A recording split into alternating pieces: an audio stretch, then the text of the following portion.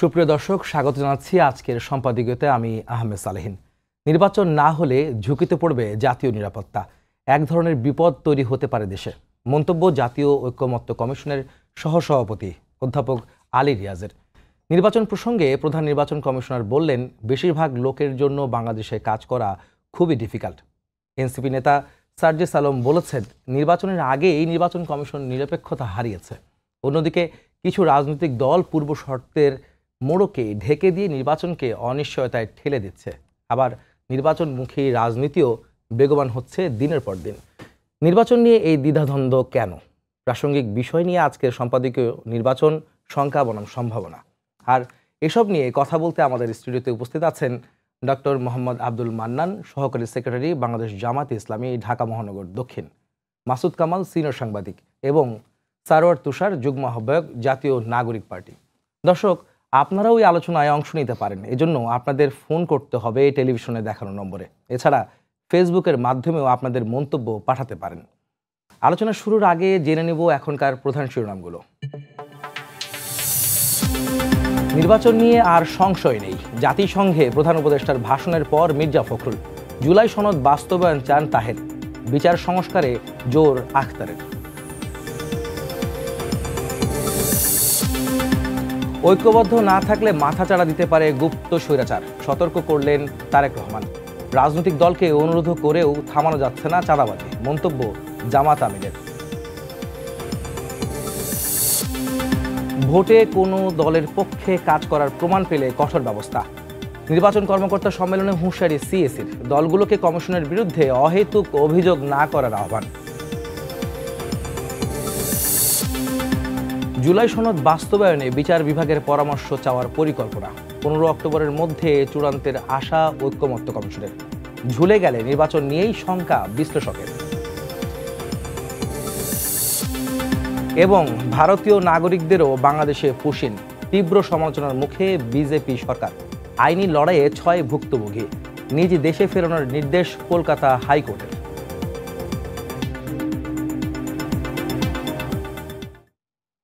নির্বাচন নিয়ে দ্বন্দ্ব, বিভাজন বা সম্ভাবনা সব মিলিয়ে আজকের এই আমাদের অনুষ্ঠান। আর যেখানে আমাদের অতিথিরা আজকে রয়েছেন, তাদের কাছে আমার প্রশ্ন থাকবে যে নির্বাচন নিয়ে আসলে শঙ্কাটা কোথায় বা সম্ভাবনাই বা কি দেখছেন? অথবা যদি বলি যে নির্বাচন না হলে জাতীয় নিরাপত্তার হুমকির মধ্যে বা ঝুঁকির মধ্যে পড়বে বাংলাদেশ, এমন শঙ্কা করা হচ্ছে। আমি জামাতের যিনি আছেন মোহাম্মদ আব্দুল মান্নান, আমি আপনার কাছে দিয়ে শুরু করতে চাই আজকের বিষয়, যে কেন এই ধরনের শঙ্কা বা আশঙ্কার কথা তোলা হচ্ছে? জি, আপনাকে ধন্যবাদ। সময় টিভির দর্শক এবং আমার সহ-আলোচক যারা আছেন সবাইকে ধন্যবাদ। এটা একটা গুরুত্বপূর্ণ নিউজ আজকে আপনাদের টেলিভিশনে দেখলাম এবং অন্যান্য পত্রপত্রিকায় মিডিয়াগুলোতেও আসছে যে নির্বাচন নিয়ে অনিশ্চয়তা হলে দেশের স্বাধীনতা, সার্বভৌমত্ব, নিরাপত্তা ইত্যাদি ইত্যাদি ভুলণ্ঠিত হতে পারে এবং এখানে নিয়ে শঙ্কা প্রকাশ করা হয়েছে।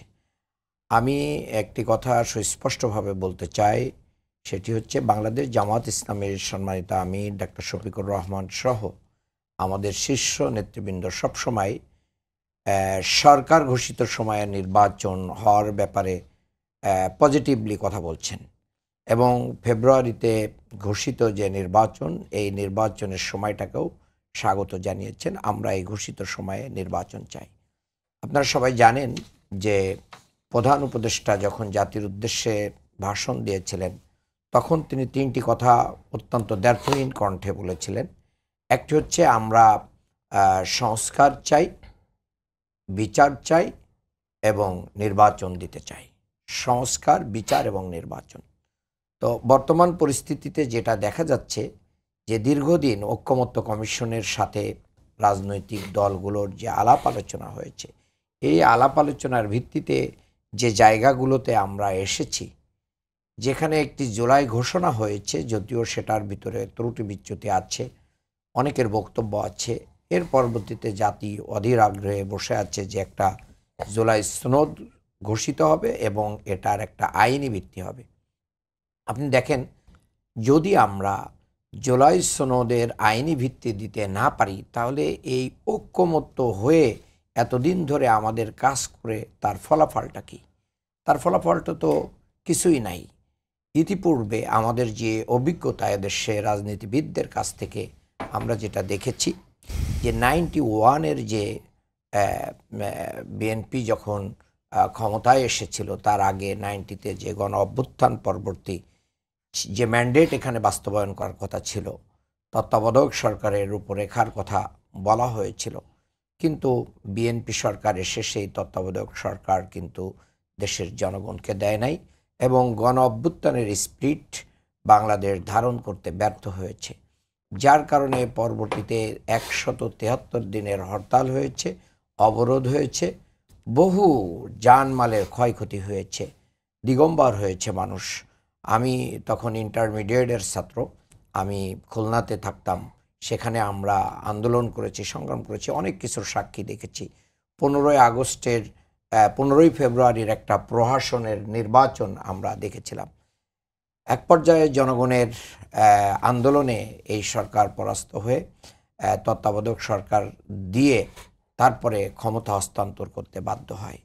দেখেন, আমাদের 2000 শহীদ, প্রায় 2000 শহীদ, প্রায় 30,000 আহতদের রক্তের বিনিময়ে যে একটা আমরা দ্বিতীয় স্বাধীনতা পেলাম, এই স্বাধীনতার কি শুধু একটা নির্বাচনের জন্য কি এই স্বাধীনতা এদেশের মানুষরা জীবন দিয়েছে, ছাত্র জনতা জীবন দিয়েছে? ন, শুধুমাত্র একটা নির্বাচন ব্যবস্থা না, টোটাল বৈষম্যটাকে দূর করার জন্য দিয়েছে। বাংলাদেশের 54 বছরের ফেলে আসা যে রাজনৈতিক ত্রুটি বিচ্যুতি আছে, সেটাকে একটা সংস্কারের পূর্ণাঙ্গ জায়গায় নিয়ে যেতে চেয়েছে। কারণ এখন একটা নিরপেক্ষ সরকার ক্ষমতায় রয়েছে, কোনো দলীয় সরকার ক্ষমতায় নেই। তারা নিরপেক্ষভাবে যে কোনো আইন বা যে কোনো কাজটাকে সহজে করতে পারে এবং তারা যদি এটা করেন, জুলাই সনদের আইনি ভিত্তি দেন এবং এটার ভিত্তিতে যদি জাতীয় নির্বাচন হয়, তাহলে পরবর্তীতে যারাই ক্ষমতায় আসুক না কেন, তারা যদি এটার আইনি ভিত্তি যদি ডেনাই করে, তাহলে তাদের এখানে যে নির্বাচিত হয়েছে এই নির্বাচনটাও কি হবে, মানে প্রত্যাখ্যাত হবে। কাজেই তারা এই জুলাই সনদের ভিত্তিতে নির্বাচন হলে যারাই ক্ষমতায় আসবে, তারা এই পরবর্তী সংসদে এটাকে কি অ্যাপ্রুভ, মানে ফর্মাল যে আমাদের অ্যাপ্রুভালের ব্যাপার আছে, সেটাকে কনফার্ম করতে বাধ্য থাকবে। এই জায়গাটায় আমরা নিয়ে যেতে চাই। আর এই ফ্যাসিজমের যে বিচার, এটাকে দৃশ্যমান করা, এটার বিষয়টা আমাদের সামনে রয়েছে। এই দুইটা কাজ যদি হয়ে যায়, তাহলে নির্বাচন সঠিক সময়ে না, ফেব্রুয়ারিতে না, তার আগেও হতে পারে। কাজেই নির্বাচন নিয়ে কোনো সংশয় নেই। সংশয় হচ্ছে সংস্কার, জুলাই সনদ এবং বিচার নিয়ে। এগুলোকে পাশ কাটিয়ে যে কতিপয় দল এটাকে নিজেদের ঘরে নিয়ে বা নিজেরা মনে করতেছে যে তারাই ক্ষমতায় চলে যাচ্ছে। কে বলেছে যে আমি, আপনি, অন্য কেউ ক্ষমতায় চলে যাচ্ছি? এটা তো রিজাল্ট ঘোষণা করে দিচ্ছেন। এই রিজাল্ট ঘোষণা করার এখতিয়ার কারণ নাই। কাজেই বাংলাদেশের জনগণ যাদেরকে ক্ষমতায় দিবে, তারাই ক্ষমতায় যাবে। এই রিজাল্টের মাধ্যম দিয়ে মূলত বাংলাদেশের টোটাল প্রশাসনকেও নিজেদের পক্ষে নিয়ে এসে একটা একতরফা নির্বাচনের যে চিন্তা চলছে, এটা বাংলাদেশের জনগণ রুখে দেবে, এটা হতে দিবে না। এবং সিইসিউ যেভাবে একটা দলের লেজুর ভিত্তি করতেছে, এটাও বাংলাদেশের মানুষের কাছে এখন প্রশ্নবিদ্ধ হয়ে যাচ্ছে। ধন্যবাদ আপনাকে। মান্নান ভাই, আপনি বলছিলেন যে আসলে জনগণ ভোট দেবে এবং এক নিরপেক্ষ নির্বাচন আপনারা আশা করছেন। সেই ক্ষেত্রে সারার তুষারের কাছে আমি যাব। সেখানে যখন প্রশ্ন আসছে যে জাতীয় নিরাপত্তার ঝুঁকিতে পড়বে নির্বাচন না হলে, তখন আপনারা বলছেন যে নির্বাচন কমিশন নিরপেক্ষতা হারিয়েছে বা শঙ্কা তৈরি হয়েছে, এই ধরনের কথা। সার্জিস আলমও কিন্তু আজকে বলেছেন যে শঙ্কা বাড়ছে নিরপেক্ষতা নিয়ে। উনি কিন্তু বলছিলেন যে লেজর ভিত্তিক যে ব্যবস্থা বা অবস্থায় নির্বাচন কমিশন আছেন। আপনারা এত দ্রুত এই সিদ্ধান্তে কেন যাচ্ছেন বা এই চিন্তা কেন আসলো যে নির্বাচন কমিশন নিরপেক্ষতা হারাচ্ছে? জি, আপনাকে ধন্যবাদ। এটার অনেকগুলো কারণ আছে। সর্বশেষ যে কারণটা আমরা দেখতে পাচ্ছি, সেটা হচ্ছে এই মার্কা নিয়ে যে নির্বাচন কমিশন যে ছলনা করছে, এটাতে আমাদের কাছে মনে হচ্ছে যে এই নির্বাচন কমিশন আসলে সাংবিধানিক প্রতিষ্ঠানের মতো যে নিরপেক্ষতা, এটা তারা রাখতে পারছে না। কি কেন বলছে এই কথা? কারণ হচ্ছে যে এই যে শাপলা নিয়ে যে তারা সর্বশেষ যেটা করলো, প্রথমত আমাদেরকে নিবন্ধন পাওয়ার ক্ষেত্রে নির্বাচন কমিশন যথেষ্ট পরিমাণ চেষ্টা করেছে যেন আমাদের কোনো না কোনো দোষ ধরা যায়। কিন্তু আমাদের যেহেতু আমরা তাদের সমস্ত ক্রাইটেরিয়া, আমরা কিন্তু পুরনো যে আরপিও, যেটাকে সবাই বলেছে যে কালা কানুন, সেই আরপিওতেই কিন্তু, আরপিওর অধীনেই যে শর্তগুলো, এগুলো মিট আপ করেই কিন্তু আমরা মানে নিবন্ধনটা পাচ্ছি। এবং তারপরে আমরা বলেছিলাম যে শাপলা, যেটা আমার তাদের সাথে ধারাবাহিক আলোচনার একটা মানে অগ্রগতি ছিল, যে এপ্রিল মাসে আমরা তাদেরকে বলেছিলাম যে আপনারা শাপলাটা অন্তর্ভুক্ত করেন। তারা বলেছিলেন যে হ্যাঁ, নতুন যে 2000 নির্বাচন পরিচালনা বিধিমালা 2008 এটা যখন পরিবর্তন করা হবে তখন আমরা নতুন মার্কা নেব এবং নতুন মার্কা নেওয়ার ক্ষেত্রে শাপলা থাকবে।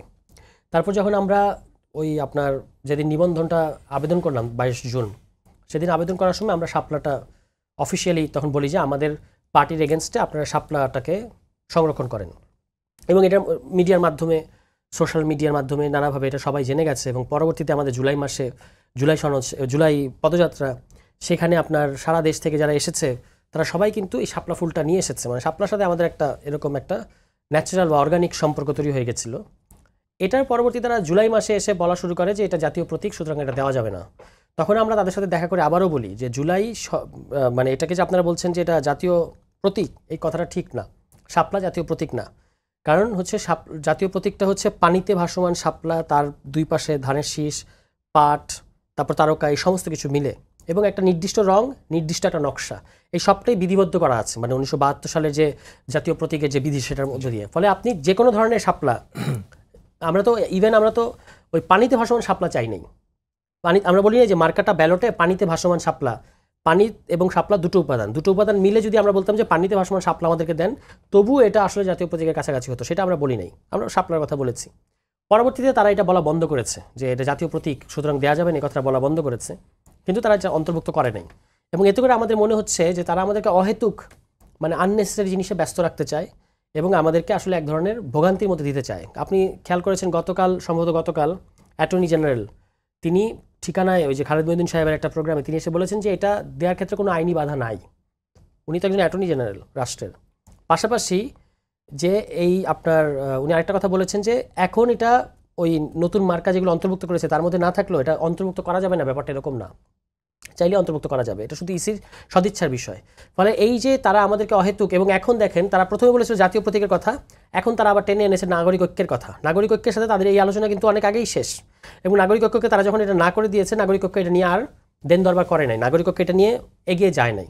ঠিক আছে, এখন তারা নাগরিক ঐক্যকে মানে যেহেতু দুর্জনের ছলের অভাব নাই, তারা এখন আমাদের সামনে নাগরিক ঐক্য এবং আমাদেরকে মুখোমুখি করে দেওয়ার চেষ্টা করছে। এই সমস্ত কারণে আমাদের মনে হচ্ছে যে তারা সামহাও এই কমিশন চায় যে এনসিপি মানে আমরা যদি এই মার্কা নিয়েই ধরেন দৌড়াতে থাকি মার্কা প্রাপ্তির ক্ষেত্রে, তাহলে আমরা অন্যান্য প্রস্তুতি কখন নেব? একটা নতুন দলের সাথে তো আপনি এরকম বিমাতা সুলভ আচরণ করতে পারেন না। যখনই আপনাকে এটা ক্ল্যারিফাই করা হলো বাংলাদেশের সংবিধান এবং অন্যান্য সংশ্লিষ্ট আইন দিয়ে যে এটা জাতীয় প্রতীক, আপনাদের এই বক্তব্যটা সঠিক না, তাহলে আপনি দিয়ে দেন এটা জাতীয় ফুল, তো জাতীয় ফল তো মার্কা আছে। দেখো, নির্বাচনের আগে যখন যদি কোনো প্রশ্ন আবার উঠে কিনা যে আপনি বলছেন যে নাগরিক ঐক্যকেই আসলে চেয়েছিল, তারা যদি না পায় তাহলে আপনারা কেন পাবেন? আর যদি আপনারা পেয়ে থাকেন তাহলে নাগরিক ঐক্য যদি আবার তারা চ্যালেঞ্জ করে, তখন নির্বাচনের আগে কি আবার একটা সংকট বা সংশয় তৈরি হচ্ছে না? না, একটা জিনিস হচ্ছে নাগরিক ঐক্য কি এই কয়েকদিন ধরে শাপলা বিতর্ক চলছে, কোথাও আপনি নাগরিক ঐক্যের কোনো অবস্থান দেখেছেন তারা বলেছে যে আমরা এটা চাই? তারা এটা চাইবে না।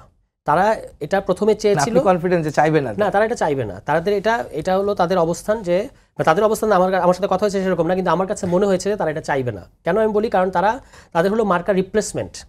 তাদের কিন্তু অলরেডি একটা মার্কা আছে কেটলি, তারা একটা মার্কা রিপ্লেসমেন্ট এবং সেখানে তারা আরেকটা মার্কার সাথে চেয়েছে ডুয়েল। ঠিক আছে, এবং আপনি দেখেছেন যে যখন তাদেরকে এটা দেওয়া হয় নাই তারা এটা চেঞ্জ করে নাই। পরবর্তীতে আমরা যখন এটাতে অন্তর্ভুক্ত হয়েছি তারা এটা নিয়ে খুব বড় আপত্তি করে নাই। কিংবা আপনি নাগরিক ঐক্য এবং মানে কে পাবে এটা সেটেল করতে হলে অন্তত এটা থাকতে হবে তালিকায়। আপনি তালিকায় রাখলেন না কেন? হ্যাঁ, মানে নির্বাচন কমিশন তালিকায় না রেখে এখন নাগরিক ঐক্যকে আপনি তালিকায় রেখে বলেন যে নাগরিক ঐক্য এবং এনসিপি আপনারা নিজেদের মধ্যে সমঝোতা করে আসেন, এটাও বলতে পারেন। আপনি তালিকায় রাখলেন না, কিংবা আপনার তালিকায় আছে, আপনি বলতে পারেন যে আপনাদের মধ্যে মীমাংসা না হওয়া পর্যন্ত আমরা কাউকে দিতে পারছি না, এটা বলেন। কিন্তু আপনি তালিকায় না রাখারটা তো খুব মনে হয় যে আপনি অযথা এটা ভোগান্তি সৃষ্টি করতে চান। এবং আপনার বক্তব্য আমি স্পষ্ট। তবে তুষার, আমি যেটা জানতে চাই, যদি শাপলা প্রতীক না দেওয়া হয় তাহলে আপনাদের অবস্থানটা কি হবে? নির্বাচন যদি না দেওয়া হয় প্রতীক, যেহেতু অলরেডি শুনেছে যে কিভাবে নির্বাচন হবে দেখে নেবেন, এই ধরনের কথা সেটা কেউ বলতে পারে, কিন্তু আমাদের বক্তব্যটা হচ্ছে যে এটা ধরেন গণসংহতি আন্দোলনকে আওয়ামী লীগ আমলের শেষ দিকে লম্বা সময় অযথা তাদের সমস্ত শর্ত পূরণ করার পরেও নিবন্ধন দেওয়া হয়নি। তারা কি করেছে? তারা এটাকে রাজনৈতিকভাবে ইস্যু করেছে এবং এটাকে আইনিভাবে পথে মোকাবেলা করেছে। আমরাও তাই করব। আমরা দেখব যে বাংলাদেশ আইন যদি আপনার রাষ্ট্র অ্যাটর্নি জেনারেলের মন্তব্য আছে, এটা তো অন রেকর্ড মন্তব্য যে এটা দেওয়ার ক্ষেত্রে কোনো আইনি বাধা নাই। ফলে আমরা এটা আইনি পথে যাব, আমরা এটা রাজনৈতিকভাবে এটা নিয়ে মানে মুভমেন্টে থাকবো। আমাদের সমস্ত জায়গায় আমরা এই ইসি যে নিরপেক্ষ আচরণ করছে না, এইটা আমরা জনগণের সামনে হাজির করছি, আরো করব, ঠিক আছে। শুধু কি শাপলার প্রতীক না দেওয়ার কারণে নিরপেক্ষতা নিয়ে শঙ্কা তৈরি হচ্ছে নির্বাচন কমিশনের? আরো নির্বাচন কমিশন ধরেন আপনি, এর আগেও শাপলা তো সেদিনের বিতর্ক, এর আগেও আমরা বলেছি যে এই ইসি পুনর্গঠন করা উচিত। কেন ইসি পুনর্গঠন করা উচিত? কারণ তারা নির্বাচন ব্যবস্থা সংস্কার কমিশনের যে সকল সংস্কার প্রস্তাব ছিল সেগুলো কিন্তু তারা মানে কেমন যেন তাদের মধ্যে একটা অনাগ্রহ আছে। যেমন তারা তখন বলেছিল যে সশরীরে এসে মানে আপনাকে প্রার্থিতা মানে কি বলে নমিনেশন জমা দিতে হবে, এটাতে আমাদের ইসি খুব একটা আগ্রহ দেখায় নাই। এখন এটা তো করাই হয়েছিল যাতে মানবতা বিরোধী অপরাধে যারা অভিযুক্ত এবং যারা পলাতক তারা যেন নির্বাচনে অংশ নিতে না পারে। তারপরে হচ্ছে তারা আরও কয়েকটা ঘটনার মধ্যে তারা দেখিয়েছে যে মানে তাদের আচরণ এক ধরনের পলিটিক্যাল প্রতিষ্ঠানের মতো, কিংবা মনে হয় যেন একটা দলের মতো করে তারা ওই তাকিয়ে থাকে ওই দল কি বলে। তা আরও কিছু সংস্কার প্রস্তাব ইসি মানে আগ্রহ দেখায় নাই, ঠিক আছে। যেমন এর মধ্যে আরেকটা আছে, আজকে যদিও আমি দেখলাম যে সিইসি বলছেন যে যদি কোনো নির্বাচনী কর্মকর্তাকে দেখা যায় যে আপনি কোনো দলের পক্ষে কাজ করেছেন তাহলে কঠোর ব্যবস্থা নেওয়া হবে। তো ভাই আপনাকে যে আগেই এই নির্বাচন ব্যবস্থা সংস্কার কমিশন বলেছে, একটা খুব গুরুত্বপূর্ণ সংস্কার প্রস্তাব ছিল যে আপনার ধরেন কমিশনের মেয়াদ শেষ, নির্বাচন আপনি উপহার দিয়েছেন, সেই নির্বাচন নিয়ে যদি পরবর্তীতে কোনো প্রশ্ন ওঠে 14, 18, 24-এর মতো, তাহলে আপনি কমিশন হিসেবে না থাকলেও আপনাকে বিচারের আওতায় আনা যাবে। এটা তো একটা খুব গুরুত্বপূর্ণ। যদি আপনার কাছে আগে থেকে এই চাপটা থাকে, আপনি বাংলাদেশের প্রধান নির্বাচন কমিশনার, আপনি জানেন যে যদি আমি এই ধরনের নির্বাচন দিই তাহলে আমার পরিণতি এরকম হবে ভবিষ্যতে, ইভেন ইফ আমি ওই পদ থেকে সরে এসেছি তবুও, তাহলে আপনি কিন্তু ভুয়া নির্বাচন কিংবা এই যে ধরনের নির্বাচন গত 3টা কমিশন উপহার দিয়েছে বা বাংলাদেশকে যে ধরনের নির্বাচনের অভিশাপের মধ্যে নিয়ে গেছে, এটা থেকে আপনি কিন্তু মানে 3বার ভাববেন, আপনি ওই পথে যাবেন না। তাহলে এই সিইসি কি নির্বাচন কারচুপি করতে চায়? কেন তারা এটার বিরোধিতা করেছিল তখন? তখন কিন্তু তারা বলেছে না এটার দরকার নেই এরকম। তো এরকম আরও অনেকগুলো সংস্কার প্রস্তাব নির্বাচন ব্যবস্থা, যেমন আরপিও সংশোধনী, এটার ক্ষেত্রেও তাদের আগ্রহ দেখা যায় নাই। মানে কঠিন একটা আরপিওর মধ্যে দিয়ে আমাদের নিয়ে গেছে। হোয়ারেজ তারা এই কিছুদিন আগে সম্ভবত 2-3 মাস আগে এমন একটা পার্টিকে নিবন্ধন দিয়েছে যাদের কেন্দ্রীয় কার্যালয় আপনাদের সাংবাদিকরা খুঁজে পায় নাই ঢাকা শহরের মধ্যে, আর আমাদের জন্য তারা সমস্ত কিছু কঠিন করে দিচ্ছে। আমি একটা উদাহরণ দিই, যে ধরেন উপজেলা অফিসে আপনি ভিজিটে গেছেন, নির্বাচন একজন কমিশন পক্ষ থেকে পাঠানো হয়েছে। তো সাধারণত কি করে, আপনি ওই যে 200 লোকের তালিকা দিয়েছেন না, প্রত্যেকটা উপজেলায় 200 ভোটারের ইয়ে দিতে হয়। সাধারণত আপনি গণ অধিকার পরিষদ সাম্প্রতিক সময়ে মানে নিবন্ধন পেয়েছে, আপনি ওদের কাছে জিজ্ঞেস করেন ওই যে নামের এগেনস্টে ব্যক্তি আছে কিনা, ফোন দিয়ে শুধু চেক করে এবং র্যান্ডমলি কয়েকটা জাস্ট নাম্বার ইয়ে করে। তারা আমাদের ক্ষেত্রে ফোন দিয়ে বলেছে যে আপনি অমুক জায়গা থেকে আসেন। এখন দেখেন আমরা 200 ভোটারের যে তালিকা দিয়েছি এটা কিন্তু সারা উপজেলায় ছড়ানো। এখন আপনি হঠাৎ করে আমাদের অফিসে এসছেন, এসে একজন নির্বাচন কমিশনার কর্মকর্তা ফোন দিয়ে বলতেছেন ওই ইয়েকে যে আপনি এখন অফিসে আসেন, আপনাকে দেখবো আপনি এক্সিস্ট করেন কিনা। এটা তো অহেতুক বোঝা যায় যে আমাদের সাথে একটা শত্রুতা আচরণ করতেছে। অনেকগুলো কারণে মনে হচ্ছে যে তারা এনসিপির প্রতি বিমাতা সুলভ আচরণ করছে। একটু মাসুদ কামাল ভাইয়ের কাছে যাই, সেটা হচ্ছে যে আপনি শুনছিলেন যে নির্বাচন কমিশন নিরপেক্ষতা নিয়ে প্রশ্ন উঠছেন, তুষার বলছেন, এদিকে মান্নান সাহেব বলছেন যে লেজুর ভিত্তিক করছেন নির্বাচন কমিশন, এই ধরনের অভিযোগ কিন্তু আসছে নির্বাচনের আগে। অনেকে নির্বাচনটাকে খুব ফেব্রুয়ারিতে নির্বাচন যদি ধরে নিই, অনেকে বলছেন খুব কম সময়, আবার অনেকে বলছেন এটা অনেক বেশি সময়। এই ক্ষেত্রে নির্বাচন কমিশনের নিরপেক্ষতা, নির্বাচন হওয়ার বিষয়ে শঙ্কা বা সম্ভাবনা আসলে আপনি কি দেখছেন? দ্বিধাদ্বন্দ্বের মধ্যে কোনো শঙ্কার মধ্যে কোনো সম্ভাবনা দেখছেন কিনা? শঙ্কা সবসময় থাকবে, সম্ভাবনা সবসময় থাকবে। যে দুজন আলোচনা করলেন তাদের আলোচনার সঙ্গেও আমি মোটামুটি একমত। একটা জিনিস কি জানেন, আমি বলি আপনাকে, এই যে আমাদের যে আরপিও যেটা আছে, যার অধীনে নির্বাচনটা হয়, এটাই ফল্টি, টোটালি ফল্টি। এবং আমার কাছে তো মনে হয় যে রাজনৈতিক দলের নিবন্ধনের দরকারটা কি রে ভাই? রাজনৈতিক দলের নিবন্ধন থাকতে হবে কেন? এবং এই নিবন্ধনের আইনটাই হলো যে সাধারণ মানুষকে নির্বাচন থেকে দূরে রাখার ব্যাপার একটা। আর এই নিবন্ধনের যে আইনগুলো আছে এটা ভয়ঙ্কর আইন। এই আইন মানা বাংলাদেশের খুব কম রাজনৈতিক, মানে 2-3টা রাজনৈতিক দলের বাইরে করতেই পারবে না, এই আইন মানতে পারবে না যে আইনগুলো আছে। এবং এই আইনগুলো যে মানা হয় না, এটা আমরা বহুবার দেখেছি। কি সমস্ত party, supreme party, Bangladesh Congress, এগুলি কিরে ভাই? এগুলি সমস্ত উপজেলা আছে, এদের কমিটি, জেলা পর্যায়ে কমিটি আছে নাকি? ঢাকার সেন্ট্রাল কমিটি খুঁজে পাওয়া যায় না। দেখলাম তো পত্রপত্রিকায় যে তার মেয়ের বাসার ড্রয়িং রুমে তার অফিস, এরকমও দেখছি তো। এখন এগুলি কি হয়? এগুলি হওয়া মানে হলো যত আইন করবেন তার মানে হলো এখানে ফাঁক ফোকর দিয়ে ঢুকবে এবং কিছু মাল কামানো যাবে। নিবন্ধনের জন্য যারা আগে চেক করতে যাবে তার টাকা পয়সা কামাবে। নির্বাচন কর্মকর্তাদের লাভ ছাড়া এখানে কমিশনের কথা বলছিলেন, আসলে নির্বাচন নিয়ে মানে শঙ্কা বা সম্ভাবনা কি দেখছেন সামনে?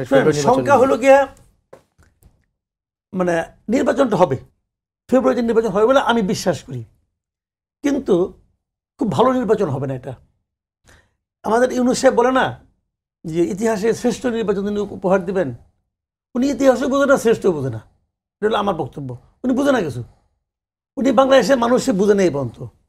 জীবনে বেশিরভাগ সময় কাটাচ্ছে বিদেশে, এই দেশের মানুষ যে কি এটা উনি বুঝে না, এই দেশের মানুষের পালস উনি বুঝে না। বর্তমানে যে বাস্তবতা উনি ক্রিয়েট করেছেন, অন্য জায়গা বাদ দেন, উনি যে বাস্তবতা ক্রিয়েট করেছেন, এই বাস্তবতায় উনি একটা অসাধারণ নির্বাচন করবেন, এটা একদমই বোগাস কথাবার্তা। উনি জানেনও না যে কীভাবে নির্বাচনটা করতে হবে। উনি একটা আওলা ঝাওলা বাধা দিছে, একটা সংস্কার করতেছে, সংস্কারের পরে নির্বাচন করবে, ঠিক আছে? তাহলে সংস্কারে তো নির্বাচন ব্যবস্থার সংস্কার আছে, আছে না? তো ওই সংস্কার যখন তার হবে, আইনটা যখন হয়ে যাবে, যে আইনটা আবার ওনারা বলতেছে এটা আমরা জুলাই সনদের ভিত্তিতে করব, তো এই সংস্কার তো জুলাই সনদের পার্ট। যখন আপনি এটার ভিত্তিতে যখন আপনি নির্বাচন করবেন, তখন তো এই নির্বাচন কমিশনের এক্সিস্ট করবে না। কারণ এই নির্বাচন কমিশনকে এই সংস্কারের মধ্যে যে প্রক্রিয়া নির্বাচন কমিশন গঠনের কথা বলা হয়েছে, ওই প্রক্রিয়া হয়েছে নাকি, গঠিত হয়েছে? হয় নাই তো। যদি পুরো একটা এলোমেলো অবস্থা, লেজে গোবরে, বুঝেন, এটা হলো একটা লেজে গোবর অবস্থা। উনি করে নিয়ে বসে আছে আর খালি মিষ্টি মিষ্টি আলাপ করে। আলাপের চিরা বেশি দিন ভিজে না, 2-1 দিন ভিজে, পরে আর ভিজে না। এখন উনি এরকম একটা ঝামেলার মধ্যে ঝামেলা পাকাইছেন, অলরেডি পাকাই ফেলাইছেন।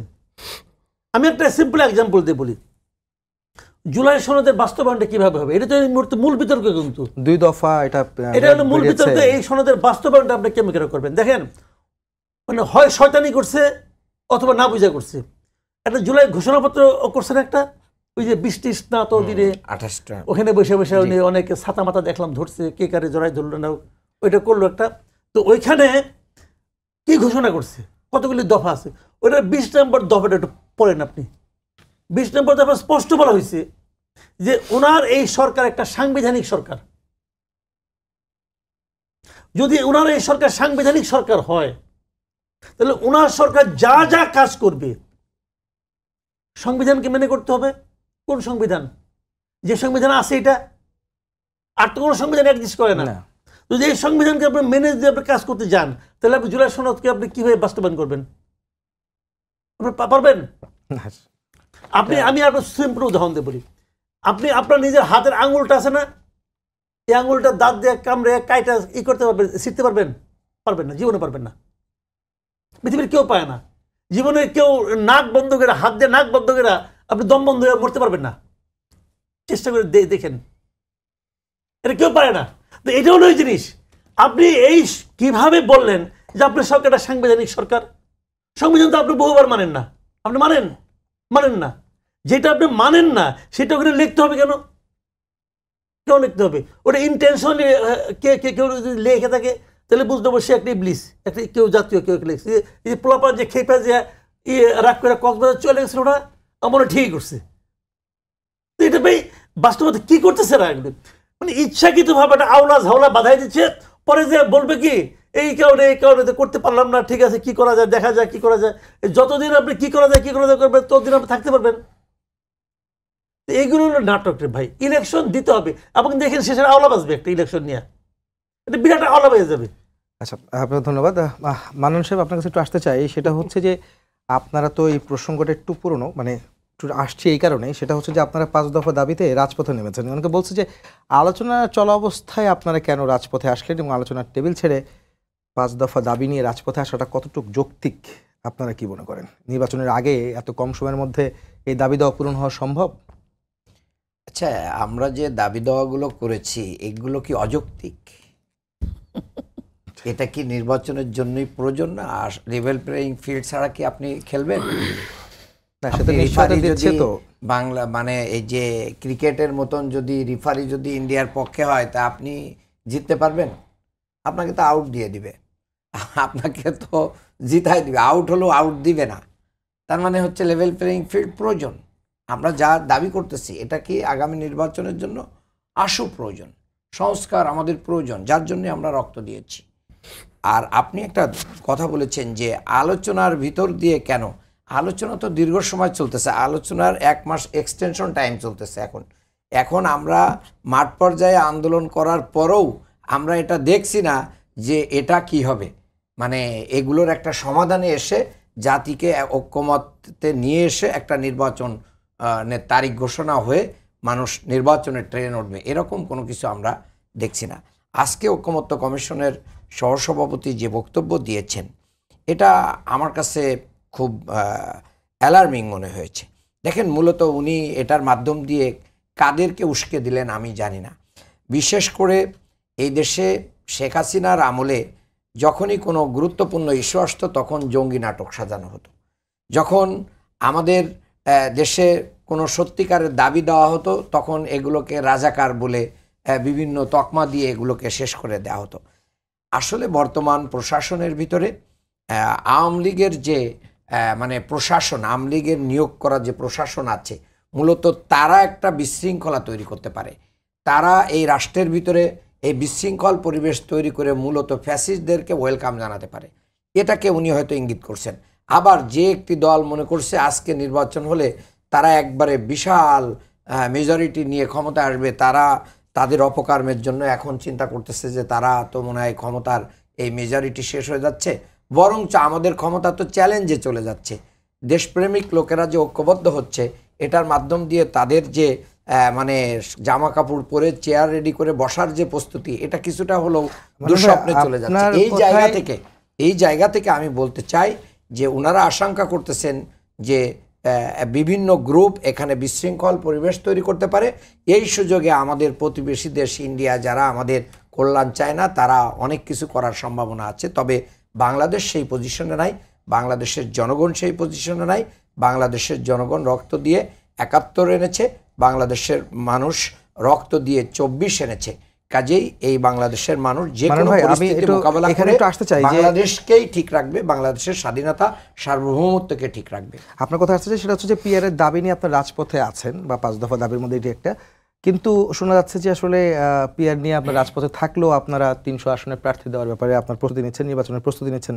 আসলে এটাও তো শোনা যাচ্ছে যে কোনো দলকে চাপে রাখার জন্য পিআর নিয়ে আপনার রাস্তায় আসছেন, কিন্তু ঠিকই নির্বাচনী প্রস্তুতি নিচ্ছেন ৩০০ আসনের প্রার্থীদের। আচ্ছা দেখেন, আমরা তো নির্বাচনমুখী দল, আমরা তো অনেক আগে থেকে আমাদের সমস্ত আসনে নির্বাচন আমাদের প্রার্থী ঘোষণা করা আছে, এবং পিআর হলেও আপনাকে তো প্রার্থীতা ঘোষণা করতে হবে, তালিকা তো দিতে হবে নির্বাচন কমিশনের কাছে। আমার কোন ৩০০ জন, আমি এই বাংলাদেশের এই ৩০০ সিটে কি করতে চাই, মানে তাদেরকে এমপি বানাইতে চাই, এই তালিকা লাগবে না?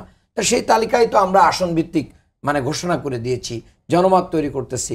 এটার মাধ্যম দিয়ে আমরা মূলত দেশের মানুষকে ঐক্যবদ্ধ করে আমরা সন্ত্রাস, নৈরাজ্য, চাঁদাবাজি, দখলবাজি, মাস্তানি, লুটপাটের বিরুদ্ধে আমরা কথা বলছি। এটার মাধ্যম দিয়ে মূলত আমরা নির্বাচনী ট্রেনে আমরা আছি। এবং যারা বলছে যে খুব দ্রুত নির্বাচন দরকার, তাদের কোথাও কোনো প্রার্থী মানে ঘোষণা হয়েছে কিনা আমাদের জানা নেই। কিছুদিন আগে দেখলাম যে চেয়ারপারসনের উপদেষ্টা হাবিব ভাই বলতেছেন যে হ্যাঁ, আমার সাথে তো তারেক রহমান সাহেবের কথা হয়েছে, অমুক অমুকের ব্যাপারে সিগন্যাল দিয়েছেন, কিন্তু আবার রিজভী ভাই বলতেছেন যে না, এরকম কোনো কথা বা সিদ্ধান্ত হয় নাই। তো এখন বাংলাদেশের মানুষ, আপনি নির্বাচন চাইবেন, নির্বাচনের প্রস্তুতি নেবেন না, এরপরে আবার নির্বাচন ঘোষণা হলে যদি জয়ের সম্ভাবনা না থাকে তাহলে বিভিন্ন রকম নাটক তৈরি করবেন। আমি পরিষ্কার সেখানে সারোয়ার তুষারের কাছে আমি যাবো। সেটা হচ্ছে যে নির্বাচনের প্রস্তুতি যখন চলছে, আসলে আপনাদের নির্বাচনের প্রস্তুতি কতটুকু আছে, যেহেতু আপনার প্রতীক নিয়ে জটিলতার মধ্যে আছেন, নিবন্ধন নিয়ে এইসব বিষয় হয়তো খুব শীঘ্রই সমাধান হবে। তবে একটি বিষয় শোনা যাচ্ছে যে আপনারা বিএনপি বা জামাতের সঙ্গে কোনো রকমের সমঝোতা বা আসন ভাগাভাগির দিকে যাচ্ছেন কিনা, আমার গুঞ্জন শোনা যাচ্ছে। আসলে এই বিষয়টা কতটা ভিত্তি না, এটা গুঞ্জন। কারণ গুঞ্জন তো অনেকদিন ধরেই পত্রিকা, কখনো বিএনপির সাথে কখনো জামায়াত ইসলামের সাথে, এই দুটোই এখন বাংলাদেশের প্রধান দুই দল। আমাদের বক্তব্যটা হচ্ছে যে আমরা একটা বহুদলীয় গণতান্ত্রিক পরিস্থিতি চাই। তো এটা তো দুইটা দল যদি থাকে এবং তাদের সাথে তাদের মিত্ররা থাকে, তাহলে কি হবে? একটা দ্বিদলীয় পরিস্থিতি বা দ্বিদলীয় ব্লক। আমরা বলেছি যে মধ্যমপন্থী গণতান্ত্রিক শক্তিগুলোকে নিয়ে আমরাও তো একটা ব্লক হতে চাইবো, এটা খুব স্বাভাবিক। ইলেকশনের আগে কারোর সাথে আমাদের জোট হবে কিনা, এটা ইলেকশনের আরেকটু তফসিল ঘোষণার আগে পরে বোঝা যাবে। এই মুহূর্তে আমাদের কাজ হচ্ছে যে আমরা যে রাজনীতির কথা বলেছি, যে একটা বহুদলীয় গণতান্ত্রিক পরিস্থিতি বা স্পেসের মধ্যে ভিন্ন ভিন্ন অন্তত ২-৩টা ব্লক, দুইটার অধিক ব্লক থাকা দরকার। এবং সেইখানে এনসিপির সাথে যারা সমমনা, যাদের সাথে কথা হচ্ছে, গণঅধিকারের সাথে শুনছি, গণঅধিকার পরিষদের সঙ্গে আপনারা গণঅধিকারের সাথে একটা প্রাথমিক পর্যায়ে একটা আলোচনা হচ্ছে। এখন নুরুল হক নূর তো চিকিৎসার স্বার্থে দেশের বাইরে আছেন, তিনি তো এই দলের প্রধান, তিনি আসলে মানে গণঅধিকারের প্রধান। তো তিনি আসলে তখন আমাদের একটা চূড়ান্ত আলোচনা তাদের সাথে হবে।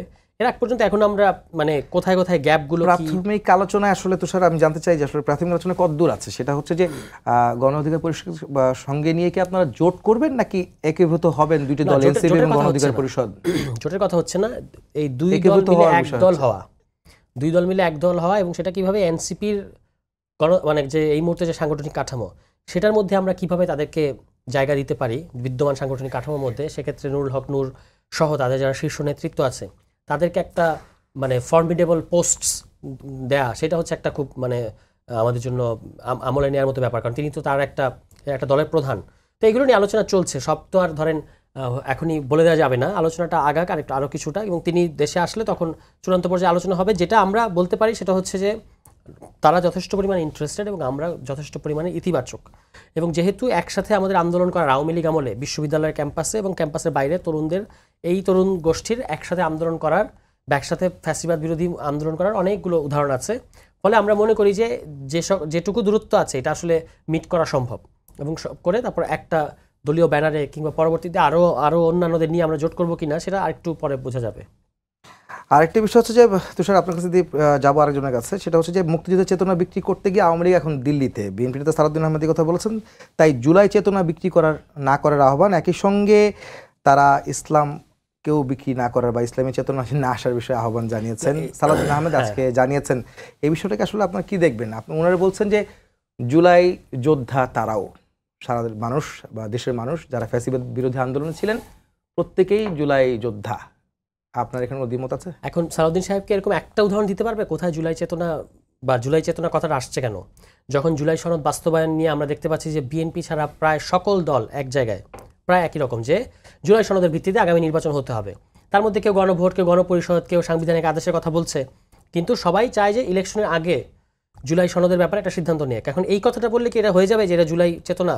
এটা সেটা হবে না। কিন্তু বিএনপির যেটা হচ্ছে যে তারা ইলেকশনের পরে এটাকে নেয়ার জন্য তাদের এক এক সময় এক এক রকম বক্তব্য আমরা দেখতে পেয়েছি।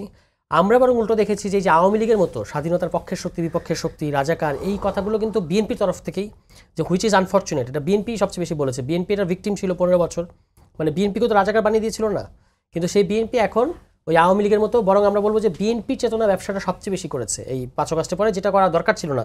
অন্য কেউ জুলাইয়ের কথাটা তো আমরা বলবোই, যে জুলাই গণঅভ্যুত্থানের মধ্য দিয়ে আমরা এই জায়গায় এসেছি, সেটার কথা তো বারবার বলা হবে। আপনি দেখবেন যে এটাকে কেউ এক্সপ্লয়েট করছে কিনা আওয়ামী লীগের মতো, আমি দেখিনি যে কেউ এটাকে এক্সপ্লয়েট করতেছে, কিন্তু উনারা হচ্ছে এই স্বাধীনতা বিরোধী তকমা দিয়ে কিংবা রাজাকার তকমা দিয়ে এই ধরনের কাজগুলো কিন্তু তাদের তরফ থেকে। আমি এই বিষয় থেকে বেরোতে চাচ্ছি, সেটা হচ্ছে যে মাসুদ কামাল ভাইয়ের সাথে আমি একটু প্রশ্নটা করতে চাই, সেটা হচ্ছে যে গণতন্ত্রের পক্ষে শক্তি ঐক্যবদ্ধ হতে না পারলে গুপ্ত স্বৈরাচার মাথাচাড়া দিয়ে উঠবে। নির্বাচনের আগে এই সংখ্যা কি আপনি দেখছেন?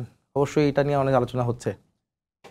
দেখেন, গণতন্ত্রের পক্ষের শক্তি একত্রিত হওয়া এগুলি তো হলো গিয়ে মনে করেন, যদি শুনেন, যদি দুনিয়ার সমস্ত লোক ভালো হয়ে যেত তাহলে থানা পুলিশ লাগতো না, ঠিক কিনা বলেন? ঠিক না? এগুলি তো বেশ সত্য কথা, চিরন্তন সত্য কথা। সবাই যদি যার যার ধর্ম মেনে চলতো, পৃথিবীর আপনি একটা ধর্ম দেখাতে পারবেন না যে ধর্মে চুরি চামারি অন্যের ধন লুণ্ঠন করতে বলে। সবাই যদি ধার্মিক হয়ে যেত তাহলে দুনিয়াটা শান্তির দুনিয়া হইতো। হয় বাদ দেন অন্য ধর্ম, ইসলাম ধর্ম, সবাই যদি কোরআনটা ঠিক মতো মেনে চলতো তাহলে তো আর কিছুই লাগে না রে ভাই। মানে না তো এইগুলো হলো ধরেন কি, এগুলি বইয়ের কথা। উনি বলতেছেন দূরে আছেন, দূরে বসে বসে জাতিকে জ্ঞান দিচ্ছেন, ঠিক আছে, এটা হতেই পারে। আমি তো ওনাকে রিকোয়েস্ট করবো, প্রায় প্লিজ ভাই দেশে একটু আসেন, দেখেন আমরা কিভাবে আছি, দেখেন আমাদের প্রবলেমটা কি, তারপরে আপনি কথা বলেন। আপনি কাকে বলছেন এই কথাগুলো? আমি ওনাকেই বলি, এটা তো তারেক রহমান সাহেব বলছেন, তো আমি ওনাকে জিজ্ঞাসা করি উনি এই কথাটা কাকে বলছেন? ওনার দলের নেতাকর্মীদের বলছেন যারা সারা দেশে হাজার হাজার মামলার বাদী, উনি কি তাদেরকে বলছেন?